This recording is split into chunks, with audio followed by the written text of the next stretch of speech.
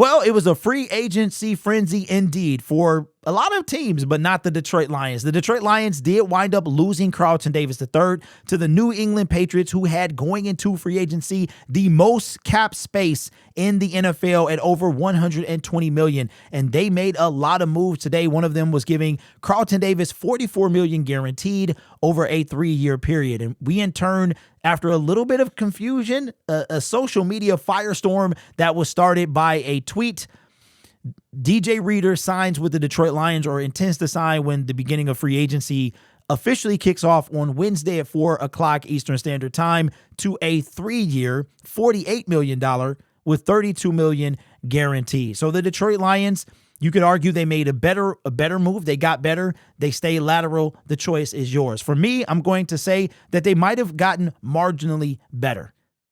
Reed is much more healthy.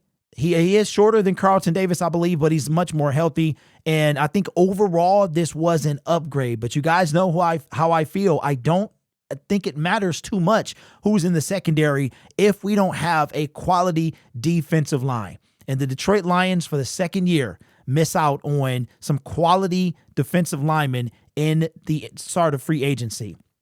This draft is stocked full of defensive linemen, and the Detroit Lions will have an opportunity at pick 28 and 60 to clean up on that defensive line. But I was hoping they did a little something in free agency. I did watch Marcus Davenport's introduction, and to me, he looked like a man out of time. No motivation. No, that could just be his personality. I did not like what I saw as far as just when the questions was asked about how he tends to do this and how does he feel about that. It was a lot of blah answers. And I think the thing that kind of gave me the most pause was the fact that he didn't think that the Arizona Cardinal player was a dirty play that injured him, which said, well, if it wasn't a dirty play, that means that you just got injured. So that means that you are indeed injury prone. But right now, he is our starting defensive end. And with the release of Zadarius Smith and the unlikelihood that he comes back, it looks like Marcus right now is going to be our starting defensive end. With that being the case, a lot of good quality players on the D-line flew off the shelf today, and we're here to take a look at the best of the rest. This is coming from CBS Sports. This is their top available free agents. I'm not sure the last time it was updated. Let me try to minimize that just a wee bit so we can get maybe more on the page here. Drop that down a little bit, but it didn't really matter. So we're going to go here, and we're specifically looking at edge rushers. Josh Sweat. There were some rumors that ESPN mentioned that Josh Sweat was in talks to come to Detroit, and I'm calling cap on that. Did not happen. He wound up taking a 4-year, $76 million deal with the Arizona Cardinals. We're going to scroll down a little bit more here, and we're just going to stop when it comes to a defensive player, Khalil Mack. He was one of the first people to come off the board, signed before the official start of free agency, a 1-year, $18 million deal. I believe all of it is guaranteed. That is something that Brad Holmes is going to have a hard time to try to mimic in any situation. Keep scrolling down a little bit more. Who do we have here? We're going down. DeMarcus Lawrence is available. He's older. He is available. I don't know if the Detroit Lions, to me personally, I feel like he's not a fit for this team. You got this guy here, Chase Young. I know what you guys say. I hear what you guys say. Right now, he is super cheap. Levi Onwuzurike, no signing. We're going to keep going down. Malcolm Kuntz is actually signed already. This has not been updated, but I did get a push notification that he is signed, so he is no longer a Raider, but he is not going to be available for the Detroit Lions. Joseph Asai, I think he is available. Hassan Reddick went to the Buccaneers. That was an early move for that team there. We're going to keep scrolling down. We're trying to look at the rest. Dante Fowler, he is available. This is a guy that I said I could see Brad Holmes signing. It's Fowler. It was two people that played for the Washington Commanders, and I could see Brad signing any one of these guys. We're going to keep going down. BJ Hill was picked up already. We're going down. We're going to keep scrolling. Golston, I can't even say much about him. Baron Browning, he actually went from they got the Cardinals here, but he actually left the Denver Broncos and signed with the Cardinals. So I don't know what's going on there. Sebastian Joseph Day, he was a Detroit Lion back in the 2023 NFL season for a brief amount of time. Deo is no longer on the board as well. We're going to just keep scrolling down, and out of the top 100, that is about it. So if you're following along, I did not see Bosa. Was Bosa on the list? I think he was at the top here. Let's scroll all the way back up to the top. Sorry if I'm making anybody sick. Bosa is still available. And then we're going to keep Jonathan Allen. That's right. So Joey Bosa is still available.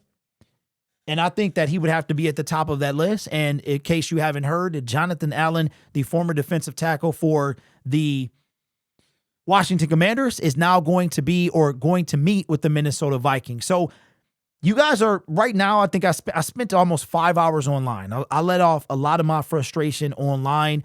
I just think about this. If the Detroit Lions did not sign DJ Reed, we would have made no move in free agency. This was the same way last year played out. We waited all day of the tampering period, and the only thing that we did is sign Marcus Davenport. I'm trying to see how cutting Zadarius Smith makes any sense. Right now, it doesn't. So you need to ask yourself this question. Did the team get better? And if so, how much better did they get? I'm checking my phone right now to see if there's anything that I need to know about.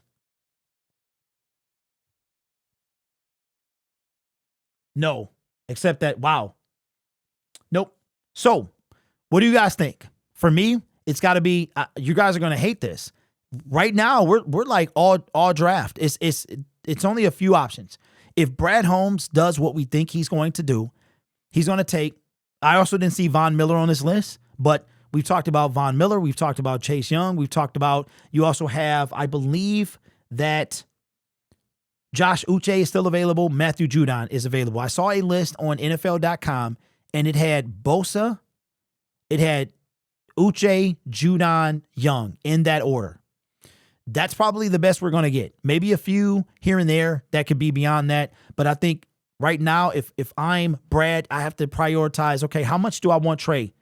Trey, I'm going to give, if they're truly asking, if they would entertain a second or third round pick, I'm taking that. And now you got Hutch, you've got Trey, and then you could clean up with some guys because now Zadarius Smith is gone. So now you could, if you wanted to do somebody through the draft, fine. If you wanted to have a cleanup free agent, that's fine as well. But right now, at the making of this video, 5:30, March the 10th, 2025, Marcus Davenport is the edge, the starting edge. And I implore you, go and watch his press conference from earlier this morning, his introductory press conference. It will leave you unimpressed. Yeah, I think you would, if you had confidence about him going into the 2025 season, you might feel a little differently when you come out of everything. So with that being said, I'll wrap up the video now, but I want to say this so I can get this out the way. You guys been noticing that I've been doing a lot of not name calling, but I've been keeping it a buck, man. I can't really find the words, but I've been saying what needs to be said. I keep looking at my phone to make sure I don't miss any news, but it's been a lot of things. There is drama in this space. It happens. It's unavoidable. You can't avoid it. If you have a collaboration with somebody, if it doesn't work out, it probably didn't work out for a number of reasons. But the main reason is it's always that somebody that wants to do more, or they want to be a snake, or any situation like that. So for me, and I want to make one thing clear. What I say at the end of these videos is what you think it is. I have said this person's name and I have gotten out of my system. If you want to know what happened, then you need to go and watch some of the live stream. But I'm going to try to not focus on that anymore. I'm a dude that stand on business. I stand on business. I don't believe in sugarcoating. I don't believe in hiding. I don't believe in pretending. I will try to keep the peace as long as possible, but sometimes you need to stand on business. So yeah, there are some things that happen that I think eventually all of this information will come out and we'll go from there. But I appreciate, no matter how my attitude is or how you think I am or whether you like me or not, I appreciate your support of the channel because it does mean a lot. And I know I'm not for everybody, but Even if I'm not for you and you watch me anyway, I appreciate you. All right. It's a lot of stuff. You'd be surprised, man. How creators have to deal with a lot of stuff behind the scenes that you guys don't know about. You get a projection of what we get. You get what we want you to see.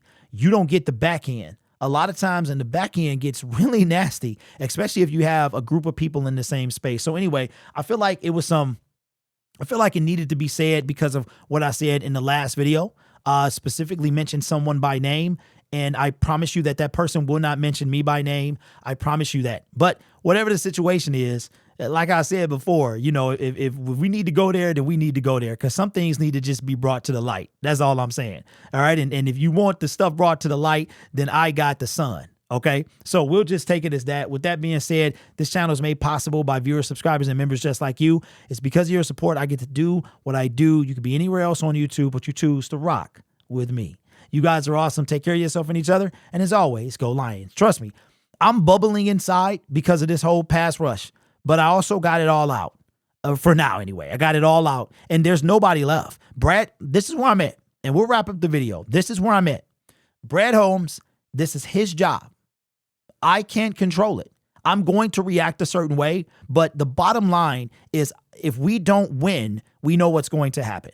If we don't get a pass rush that is capable of getting to the quarterback, not pressuring the quarterback, getting to the quarterback, sacking the quarterback, we will not win a Super Bowl. It's going to be that it would be an extreme reach. And right now, our team is not that much better. Now, there is more free agency in the draft, and Brad is he's pretty good when it comes to the draft in certain areas. So I know he can knock it out the park if he is done right. We cannot, if you in free agency, he can't miss. I mean, if he doesn't do right in free agency, then he can't miss in the draft. He got to go, 7 for 7. You understand what I'm saying? Because we gonna need some help on that D-line. Because right now, we've gotten worse. We lost Za'Darius and kept Marcus. We've gotten worse. So it is what it is. It's in the numbers. This team on the D-line has gotten worse. There's only so much I can do. And all I can do is talk about it, react, and act a fool. That's all I can do. But you know what? It makes me feel better. It makes me feel better. Anyway, you guys are awesome. Take care of yourself and each other. And as always, go Lions. Welcome back to Did You Miss Me? It's kind of boring, huh? Hey, sometimes be careful what you ask for.